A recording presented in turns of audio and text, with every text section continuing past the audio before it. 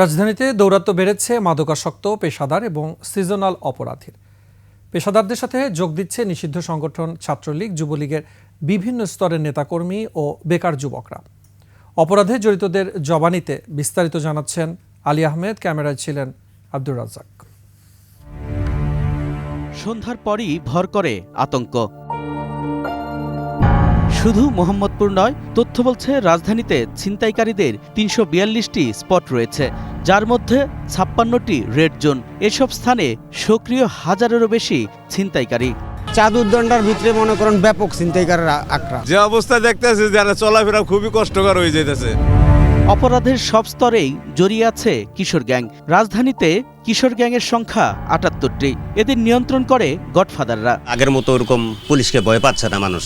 যারা ছিনতাই ডাকাতি করছেন এমন ৫ জনের সাথে আমরা কথা বলেছি। তাদের কাছে জানতে চাই কেন এই অপরাধে জড়িয়েছেন। চলতে চলতে মনে করেন শিখে গেছি, আবার নেশা খাওয়া না পারতে যেমন আজকে আমরা ছিনতাই করি বা চুরি করি। এখন ছিনতাই আর ডাকাতি কেন বেড়েছে? প্রশাসন নাই রুটে, আইনশৃঙ্খলা বাহিনী নাই, যে যেমন পাতাছে লই যেতেছে গা, পারাপারি মারামারি হানানি ছিনতাই পারাপারি সব চলতেছে। আর প্রশাসন লোকজন ধরতেছে না, এই জন্য এই জিনিসটা আরো বেড়ে গেছে ভাই।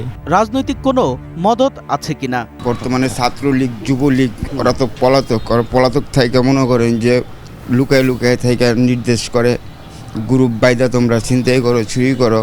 তারা বলে তোমরা করো, এখন সময় আছে, এখন করে নাও, পড়ার করতে পারবা না। তার কথার সত্যতা যাচাই করতে গিয়ে দেখা যায় সম্প্রতি গাজীপুরের সাবেক মেয়র জাহাঙ্গীর আলমের একটি অডিও ভাইরাল হয়েছে, যেখানে তিনি রাজধানীকে অশান্ত রাখার পরিকল্পনার কথা বলছেন। সেই রাজধানীর মানুষ রাতে ঘুমাতে পারবে না।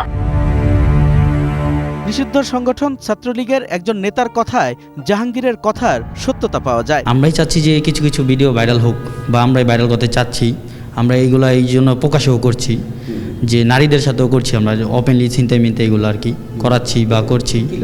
এটা করছি আমরা যাতে দেশে একটা আতঙ্কিত থাকে, মানুষ একটা আতঙ্ক হয়ে যায় যে এখন দেশটা কেমন, আর শেখ হাসিনা থাকতে দেশ আমরা ভালো ছিলাম।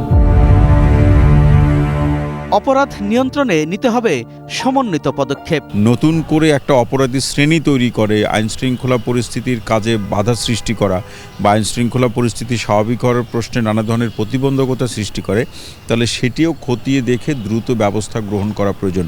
আমাদের নিয়মিত পেট্রোল বাড়ানো হয়েছে, গোয়েন্দা নজরদারি বৃদ্ধি করা হয়েছে। আলী আহমেদ, ২১ টেলিভিশন।